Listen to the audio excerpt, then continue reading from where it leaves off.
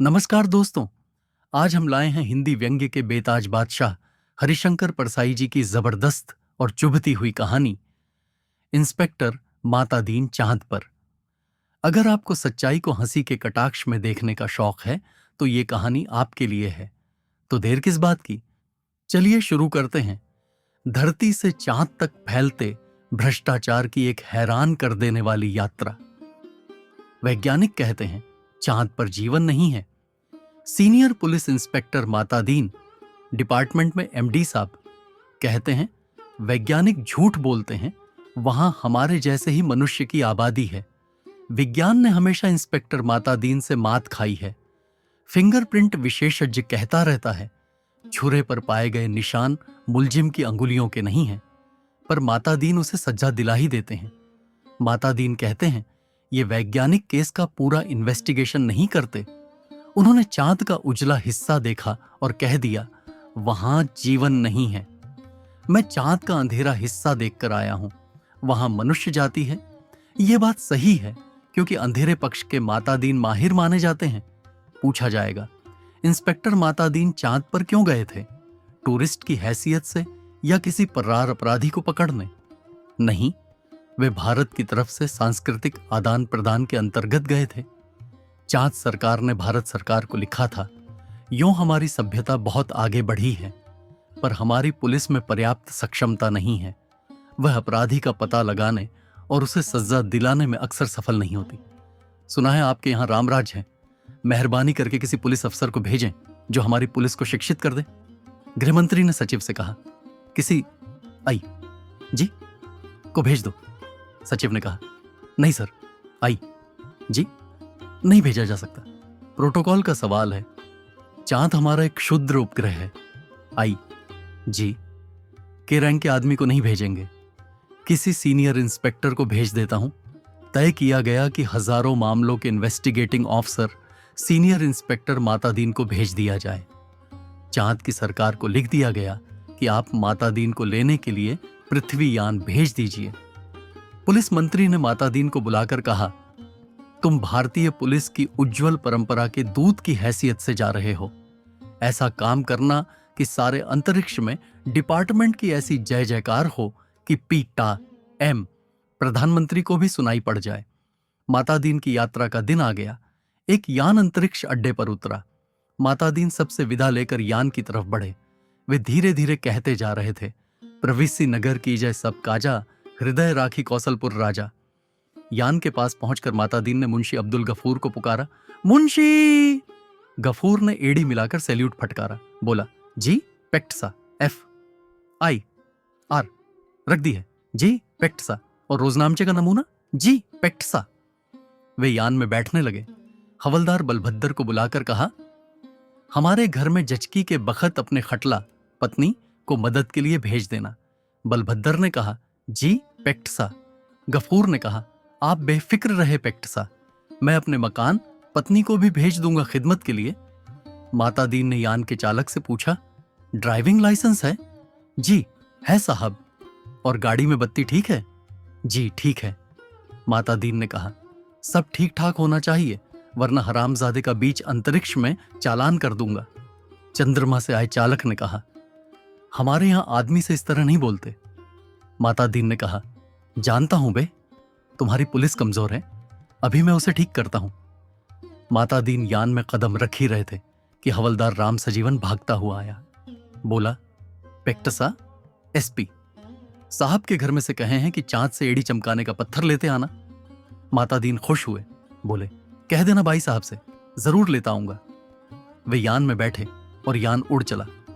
पृथ्वी के वायुमंडल से यान बाहर निकला ही था कि माता दीन ने चालक से कहा अबे हान क्यों नहीं बजाता? चालक ने जवाब दिया आसपास लाखों मील में कुछ नहीं है। माता दीन ने डांटा मगर रूल इज रूल, हान बजाता चल। चालक अंतरिक्ष में हान बजाता हुआ यान को चांद पर उतार लाया। अंतरिक्ष अड्डे पर पुलिस अधिकारी माता दीन के स्वागत के लिए खड़े थे। माता दीन रोब से उतरे और उन अफसरों के कंधों पर नजर डाली। वहां किसी के स्टार नहीं थे, फईते भी किसी के नहीं लगे थे। लिहाजा माता दीन ने एड़ी मिलाना और हाथ उठाना जरूरी नहीं समझा। फिर उन्होंने सोचा मैं यहां इंस्पेक्टर की हैसियत से नहीं, सलाहकार की हैसियत से आया हूं। मातादीन को वे लोग लाइन में ले गए और एक अच्छे बंगले में उन्हें टिका दिया। एक दिन आराम करने के बाद मातादीन ने काम शुरू कर दिया। पहले उन्होंने पुलिस लाइन का मुलाहजा किया। शाम को उन्होंने आईजी से कहा, आपके यहां पुलिस लाइन में हनुमान जी का मंदिर नहीं है? हमारे रामराज में पुलिस लाइन में हनुमान जी हैं। आईजी ने कहा, हनुमान कौन थे? हम नहीं जानते। मातादीन ने कहा, हनुमान का दर्शन हर कर्तव्यपरायण पुलिस वाले के लिए जरूरी है। हनुमान सुग्रीव के यहां स्पेशल ब्रांच में थे। उन्होंने सीता माता का पता लगाया था। एबडक्शन का मामला था, दफा 362। हनुमान जी ने रावण को सजा वहीं दे दी, उसकी प्रॉपर्टी में आग लगा दी। पुलिस को यह अधिकार होना चाहिए कि अपराधी को पकड़ा और वहीं सजा दे दी। अदालत में जाने का झंझट नहीं। मगर यह सिस्टम अभी हमारे राम राज्य में भी चालू नहीं हुआ है। हनुमान जी के काम से भगवान राम बहुत खुश हुए। वे उन्हें अयोध्या ले आए और टॉन ड्यूटी में तैनात कर दिया। वही हनुमान हमारे आराध्य देव हैं। मैं उनकी फोटो लेता आया हूं। उस पर से मूर्तियां बनवाइए और हर पुलिस लाइन में स्थापित करवाइए। थोड़े ही दिनों में चांद की हर पुलिस लाइन में हनुमान जी स्थापित हो गए। माता दीन उन कारणों का अध्ययन कर रहे थे जिनसे पुलिस लापरवाह और अलाल हो गई है। वह अपराधों पर ध्यान नहीं देती। कोई कारण नहीं मिल रहा था। एकाएक उनकी बुद्धि में एक चमक आई। उन्होंने मुंशी से कहा, जरा तनख्वाह का रजिस्टर बताओ। तनख्वाह का रजिस्टर देखा तो सब समझ गए। कारण पकड़ में आ गया। शाम को उन्होंने पुलिस मंत्री से कहा, मैं समझ गया कि आपकी पुलिस मुस्तैद क्यों नहीं है। आप इतनी बड़ी तनख्वाहें देते हैं, इसीलिए सिपाही को 500, हवलदार को 700, थानेदार को 1000। यह क्या मजाक है? आखिर पुलिस अपराधी को क्यों पकड़े? हमारे यहां सिपाही को 100 और इंस्पेक्टर को 200 देते हैं तो वे 24 घंटे जुर्म की तलाश करते हैं। आप तनख्वाहें फौरन घटाइए। पुलिस मंत्री ने कहा, मगर यह तो अन्याय होगा। अच्छा, वेतन नहीं मिलेगा तो वे काम ही क्यों करेंगे? माता दीन ने कहा, इसमें कोई अन्याय नहीं है। आप देखेंगे कि पहली घटी हुई तनख्वाह मिलते ही आपकी पुलिस की मनोवृत्ति में क्रांतिकारी परिवर्तन हो जाएगा। पुलिस मंत्री ने तनख्वाहें घटा दी और 2 से 3 महीनों में सचमुच बहुत फर्क आ गया। पुलिस एकदम मुस्तैद हो गई, सोते से एकदम जाग गई, चारों तरफ नजर रखने लगी। अपराधियों की दुनिया में घबराहट छा गई। पुलिस मंत्री ने तमाम थानों के रिकॉर्ड बुलाकर देखे। पहले से कई गुने अधिक केस रजिस्टर हुए थे। उन्होंने मातादीन से कहा, मैं आपकी सूझ की तारीफ करता हूं। आपने क्रांति कर दी। पर यह हुआ किस तरह? मातादीन ने समझाया, बात बहुत मामूली है। कम तनख्वाह दोगे तो मुलाजिम की गुजर नहीं होगी। 100 रुपयों में सिपाही बच्चों को नहीं पाल सकता। 200 में इंस्पेक्टर ठाट बाट नहीं मेंटेन कर सकता। उसे ऊपरी आमदनी करनी ही पड़ेगी, और ऊपरी आमदनी तभी होगी जब वह अपराधी को पकड़ेगा। गरज कि वह अपराधों पर नजर रखेगा, सचेत, कर्तव्यपरायण और मुस्तैद हो जाएगा। हमारे रामराज के स्वच्छ और सक्षम प्रशासन का यही रहस्य है। चंद्रलोक में इस चमत्कार की खबर फैल गई। लोग माता दीन को देखने आने लगे कि वह आदमी कैसा है जो तनख्वाह कम करके सक्षमता ला देता है। पुलिस के लोग भी खुश थे। वे कहते, गुरु, आप इधर न पधारते तो हम सभी कोरी तनख्वाह से ही गुजर करते रहते। सरकार भी खुश थी कि मुनाफे का बजट बनने वाला था। आधी समस्या हल हो गई। पुलिस अपराधी पकड़ने लगी थी। अब मामले की जांच विधि में सुधार करना रह गया था। अपराधी को पकड़ने के बाद उसे सजा दिलाना। मातादीन इंतजार कर रहे थे कि कोई बड़ा केस हो जाए तो नमूने के तौर पर उसका इन्वेस्टिगेशन कर बताए। एक दिन आपसी मारपीट में एक आदमी मारा गया। मातादीन कोतवाली में आकर बैठ गए और बोले, नमूने के लिए इस केस का इन्वेस्टिगेशन मैं करता हूं, आप लोग सीखिए। यह कत्ल का केस है। कत्ल के केस में एविडेंस बहुत पक्का होना चाहिए। कोतवाल ने कहा, पहले कातिल का पता लगाया जाएगा, तभी तो एविडेंस इकट्ठा किया जाएगा। मातादीन ने कहा, नहीं, उलटे मत चलो, पहले एविडेंस देखो। क्या कहीं खून मिला, किसी के कपड़ों पर या और कहीं? एक इंस्पेक्टर ने कहा, हाँ, मारने वाले तो भाग गए थे, मृतक सड़क पर बेहोश पड़ा था। एक भला आदमी वहां रहता है, उसने उठाकर अस्पताल भेजा। उस भले आदमी के कपड़ों पर खून के दाग लग गए हैं। माता दीन ने कहा, उसे फौरन गिरफ्तार करो। कोतवाल ने कहा, मगर उसने तो मरते हुए आदमी की मदद की थी। माता दीन ने कहा, वह सब ठीक है, पर तुम खून के दाग ढूंढने और कहां जाओगे? जो एविडेंस मिल रहा है उसे तो कब्जे में करो। वह भला आदमी पकड़कर बुलवा लिया गया। उसने कहा, मैंने तो मरते आदमी को अस्पताल भिजवाया था, मेरा क्या कसूर है? चांद की पुलिस उसकी बात से एकदम प्रभावित हुई। माता दीन प्रभावित नहीं हुए। सारा पुलिस महकमा उत्सुक था कि अब माता दीन क्या तर्क निकालते हैं। माता दीन ने उससे कहा, पर तुम झगड़े की जगह गए क्यों? उसने जवाब दिया, मैं झगड़े की जगह नहीं गया, मेरा वहां मकान है, झगड़ा मेरे मकान के सामने हुआ। अब फिर माता दीन की प्रतिभा की परीक्षा थी। सारा महकमा उत्सुक देख रहा था। माता दीन ने कहा, मकान तो ठीक है, पर मैं पूछता हूं, झगड़े की जगह जाना ही क्यों? इस तर्क का कोई जवाब नहीं था। वह बार बार कहता, मैं झगड़े की जगह नहीं गया, मेरा वही मकान है। माता दीन उसे जवाब देते, सो ठीक है, पर झगड़े की जगह जाना ही क्यों? इस तर्क प्रणाली से पुलिस के लोग बहुत प्रभावित हुए। अब माता दीन जी ने इन्वेस्टिगेशन का सिद्धांत समझाया। देखो, आदमी मारा गया है तो यह पक्का है किसी ने उसे जरूर मारा। कोई कातिल है, किसी को सजा होनी है। सवाल है, किसको सजा होनी है?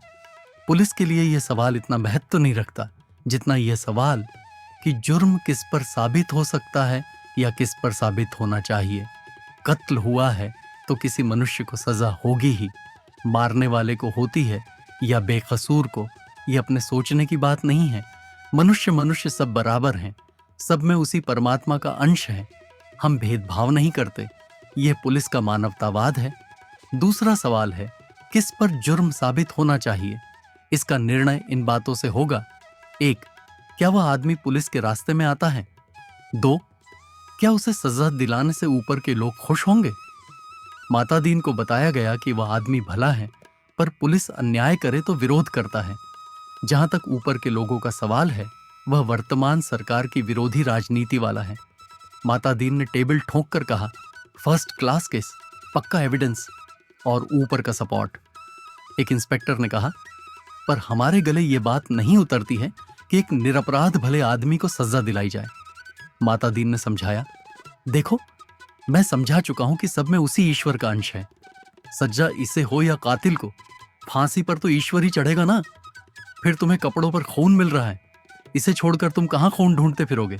तुम तो भरो FIR। माता दीन जी ने FIR भरवा दी। वक्त जरूरत के लिए जगह खाली छोड़वा दी। दूसरे दिन पुलिस कोतवाल ने कहा, गुरुदेव, हमारी तो बड़ी आफत है। तमाम भले आदमी आते हैं और कहते हैं, उस बेचारे बेकसूर को क्यों फंसा रहे हो? ऐसा तो चंद्रलोक में कभी नहीं हुआ। बताइए, हम क्या जवाब दें? हम तो बहुत शर्मिंदा हैं। माता दीन ने कोतवाल से कहा, घबराओ मत। शुरू शुरू में इस काम में आदमी को शर्म आती है, आगे तुम्हें बेकसूर को छोड़ने में शर्म आएगी। हर चीज का जवाब है। अब आपके पास जो आए उससे कह दो, हम जानते हैं वह निर्दोष है, पर हम क्या करें, यह सब ऊपर से हो रहा है। कोतवाल ने कहा, तब वे SP के पास जाएंगे। माता दीन बोले, SP भी कह दें कि ऊपर से हो रहा है। तब वे IG के पास शिकायत करेंगे। IG भी कहें कि सब ऊपर से हो रहा है। तब वे लोग पुलिस मंत्री के पास पहुंचेंगे। पुलिस मंत्री भी कहेंगे, भैया मैं क्या करूं, यह ऊपर से हो रहा है। तो वे प्रधानमंत्री के पास जाएंगे। प्रधानमंत्री भी कहें कि मैं जानता हूं वह निर्दोष है, पर यह ऊपर से हो रहा है। कोतवाल ने कहा। तब वे माता दीन ने कहा, तब क्या? तब वे किसके पास जाएंगे? भगवान के पास ना। मगर भगवान से पूछकर कौन लौट सका है? कोतवाल चुप रह गया। वह इस महान प्रतिभा से चमत्कृत था। माता दीन ने कहा, एक मुहावरा ऊपर से हो रहा है, हमारे देश में 25 सालों से सरकारों को बचा रहा है, तुम इसे सीख लो। केस की तैयारी होने लगी। माता दीन ने कहा, अब 4 से 6 चश्मदीद गवाह लाओ। कोतवाल, चश्मदीद गवाह कैसे मिलेंगे? जब किसी ने उसे मारते देखा ही नहीं तो चश्मदीद गवाह कोई कैसे होगा? माता दीन ने सिर ठोक लिया। किन बेवकूफों के बीच फंसा दिया गवर्नमेंट ने, इन्हें तो ABCD भी नहीं आती। झल्लाकर कहा, चश्मदीद गवाह किसे कहते हैं जानते हो? चश्मदीद गवाह वह नहीं है जो देखे, बल्कि वह है जो कहे कि मैंने देखा। कोतवाल ने कहा, ऐसा कोई क्यों कहेगा? माता दीन ने कहा, कहेगा? समझ में नहीं आता, कैसे डिपार्टमेंट चलाते हो?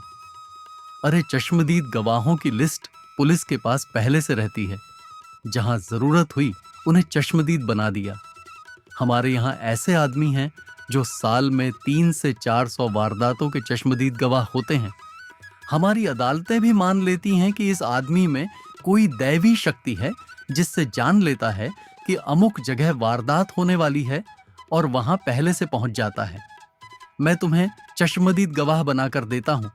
8 से 10 उठाईगिरों को बुलाओ जो चोरी, मारपीट, गुंडागर्दी करते हों, जुआ खिलाते हों या शराब उतारते हों।